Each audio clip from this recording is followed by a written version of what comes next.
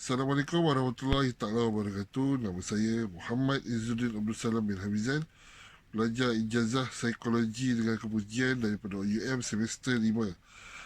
Pada hari ini saya akan berbicara salah satu tajuk dalam komunikasi, iaitu komunikasi antara budaya.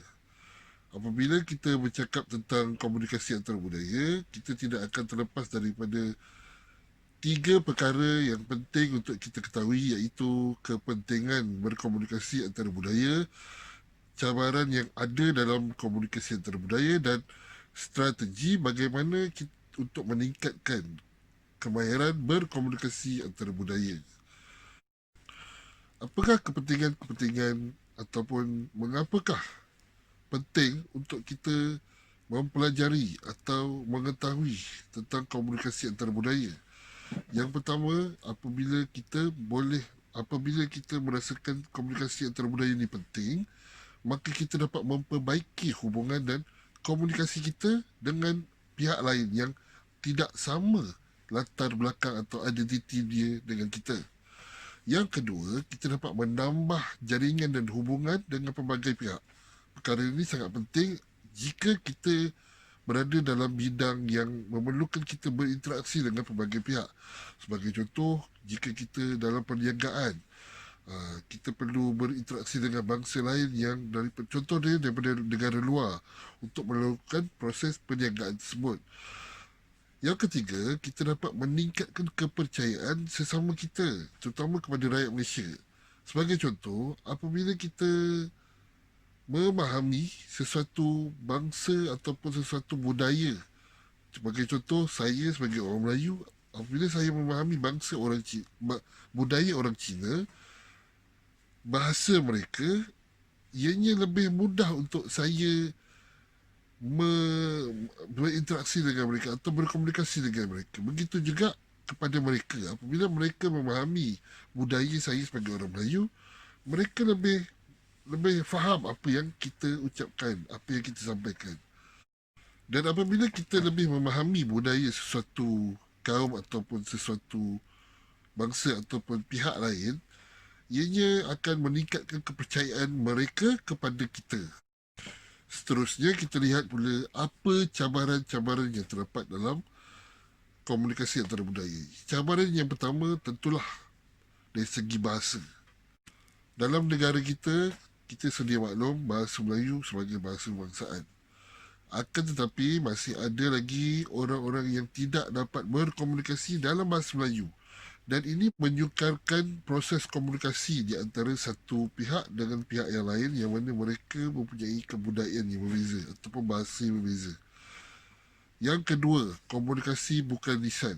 Sebagai contoh, pandangan mata, sentuhan dan bahasa tubuh. Ini kalau di dalam Malaysia, kita tidak ada masalah yang terlalu ketara.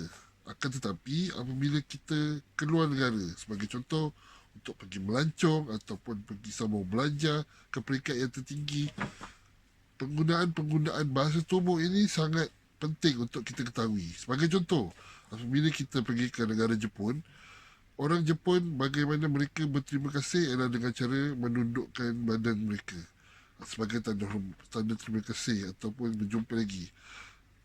Tak sama dengan orang kita yang lebih selesa dengan bersalaman. Seterusnya, kita pergi kepada budaya konteks tinggi dan budaya konteks rendah. Apakah budaya konteks tinggi? Budaya konteks tinggi ini ialah satu komunikasi yang disampaikan dengan berserta kepada pemahaman budaya masing-masing. Uh, Sebagai contoh, orang Melayu yang sangat banyak dengan kata kias mereka. Apabila kita tidak memahami budaya setempat, agak sukar untuk kita memahami konteks ataupun isi ucapan yang disampaikan oleh sesuatu sesuatu oleh seseorang ataupun oleh satu masyarakat tersebut. Apakah itu budaya konteks rendah? Budaya konteks rendah ini komunikasi yang disampaikan ataupun maklumat yang disampaikan lebih jelas, lebih berterus terang.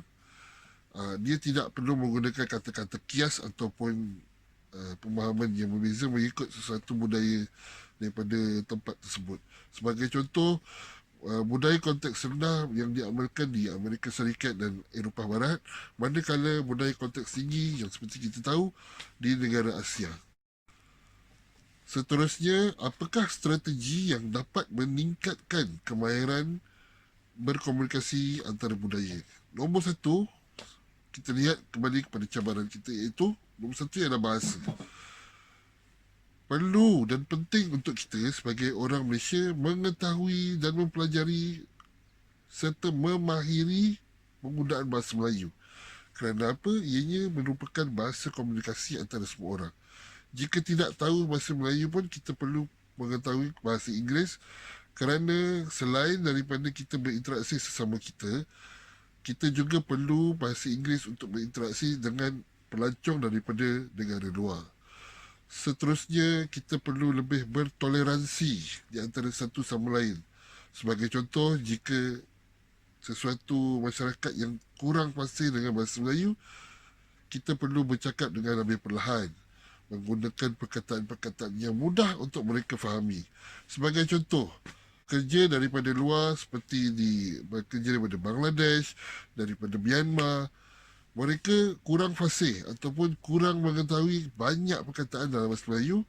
Oleh itu, kita gunakan perkataan yang mudah untuk mereka fahami supaya matlamat pekerjaan mereka dapat disampaikan atau diselesaikan. Yang terakhir, kita mesti memahami budaya tempatan. Bak kata orang, masuk kandang kambing mengembik, masuk kandang lembu mengembu, masuk kandang harimau mengaum. Begitu juga apabila kita pergi ke sesuatu tempat. Sebagai contoh, kita melancong ke negara lain, kita perlu juga mengetahui apakah bahasa-bahasa tubuh atau bahasa-bahasa bukan lisan dan konteks budaya mereka untuk kita berinteraksi dengan mereka. Sebagai kesimpulan, kita wajib atau wajar mengetahui kepentingan, cabaran dan strategi untuk meningkatkan kita punya kemahiran berkomunikasi supaya memudahkan urusan kita dengan urusan orang lain. Sekian daripada saya. Assalamualaikum warahmatullahi taala wabarakatuh. Terima kasih.